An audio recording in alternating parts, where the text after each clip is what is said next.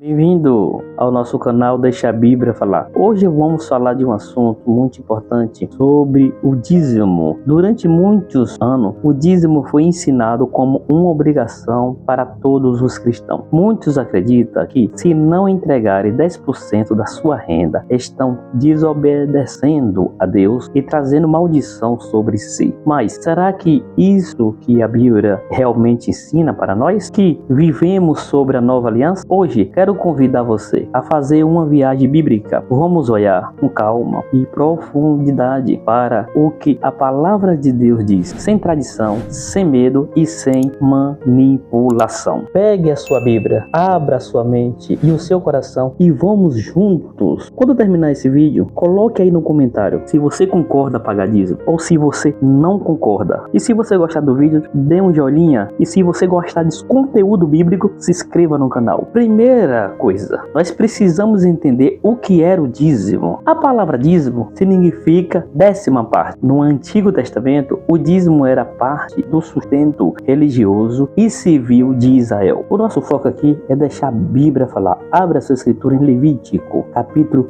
27, verso 30. Vamos ler? Olha o que está escrito. Também, todos os dízimos da terra, tanto de grão do campo, como do fruto das árvores, são do Senhor. As santas são ao Senhor. Note uma coisa, o dízimo era dos produtos da terra, colheita, rebanhos, e não havia pagamento de moeda. Era um imposto agrícola obrigatório para as nações. Agora, por que eles dão o dízimo? Porque a tribo de Levi, os levitas, não receberam herança de terra como as outras tribos. Eles serviam no templo e precisavam ser sustentados. Abra sua escritura em Números 18, verso 21. Deus diz: eis que dei aos filhos de Levi todos os dízimos em Israel como herança, pelo serviço que presta, o serviço da tenda e da congregação. Então, o dízimo era basicamente o imposto nacional para o sustento, o sacerdócio levítico e o funcionamento do templo. Hoje não temos mais templo físico em Jerusalém. Não temos mais sacerdotes levitas intercedendo no templo. O templo foi destruído no ano 70 depois de Cristo, como o próprio Cristo profetizou. Vou fazer uma pergunta para reflexão. Se não existe mais templo, nem sacerdócio levítico, por que insistimos em manter um sistema que pertencia à antiga aliança? Lembramos que o dízimo não começa com a lei de Moisés. Ele é mais antigo do que a lei que Moisés escreveu. Abra sua escritura em Gênesis capítulo 14, verso 18 ao 20. Veja que Abraão deu o dízimo a Melquisedeque. Também abra sua escritura em Gênesis 28, verso 22. Veja que Jacó também prometeu dar o dízimo ao Senhor. Só na época agora de Moisés que Deus instituiu o dízimo como obrigação para todo o povo israelita. Abra sua escritura em Números capítulo 18, verso 21. Olha o que está escrito. Deus deu aos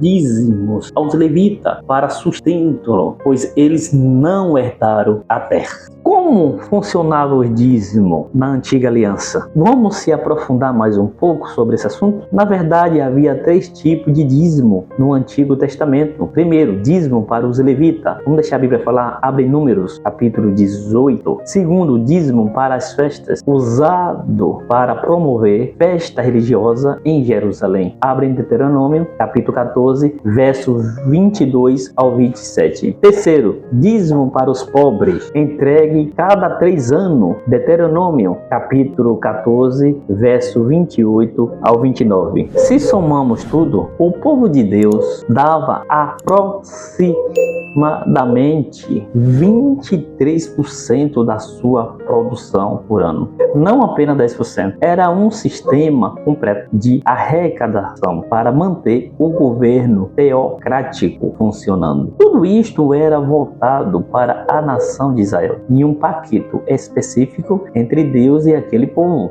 não era uma prática espiritual livre, era uma obrigação civil religiosa, parte da lei mosaica. Agora, será que esta prática foi imposta à igreja do Novo Testamento? Vamos ver na luz das Escrituras. Quando Jesus falava sobre o dízimo, é importante perceber, ele estava falando ainda no contexto da lei, antes da sua morte e ressurreição. Vamos abrir a Escritura em Mateus 23, verso 23. Olha o que Jesus diz: ai de vós, escriba e fariseu, hipócrita, porque dai o dízimo da hortelã, do éder e do cominho, e desprezai o mais importante da lei, o juiz e a misericórdia e a fé. Note que Jesus não está aqui ensinando o dízimo para a igreja. Ele está condenando hipócritas dos fariseus, que era mestre da lei. Ele dizimava até as mínimas ervas, mas negligenciava o amor, a justiça e a fé. Jesus estava mostrando a falência de um sistema legalista. Lembramos de uma coisa, que depois da cruz, a história muda completamente. Eu vou repetir. Depois da cruz, a história muda completamente. Jesus inaugura uma nova aliança. Abra a sua escritura em Hebreus, vamos deixar a Bíblia falar. Abra no capítulo 8, verso 13. Lemos. O que está dizendo? Nova aliança envelheceu a primeira. Ora, aquilo que se torna velho e antiguando, perto está de desaparecer. Lembramos uma coisa, que a antiga aliança, como todas as suas leis cerimonial, inclusive o sistema de dízimo, foi substituído pela nova aliança, baseada na graça, no amor, na liberdade em Cristo. Para a sua escritura, em João 4, olha o que está escrito: Jesus disse à mulher samaritana: os verdadeiros adoradores adorarão o Pai em espírito e em verdade, não mais presos em templo físico ou regras exteriores. Hoje, o templo somos nós, os cristãos, e o sacerdócio é universal. Todos nós somos sacerdote. Abre em Pedro, capítulo 2, verso 9. Fala uma coisa só para reflexão. Se o tempo mudou, se o sacerdócio mudou, se a aliança mudou, por que insistir em praticar do velho sistema? Quando olhamos para o ensino dos apóstolos, a palavra dízimo simplesmente desaparece. Não há uma única carta de Paulo exigindo dízimo dos cristãos. Mas então, o que Paulo ensina sobre esse assunto? Oferta voluntária, generosa e proporcional. Abra sua escritura em 2 Coríntios, capítulo 9, verso 7. Está escrito: cada um contribui segundo o propósito do seu coração, não com tristeza ou por necessidade, porque Deus ama a quem dá com alegria. Não há menção de 10%,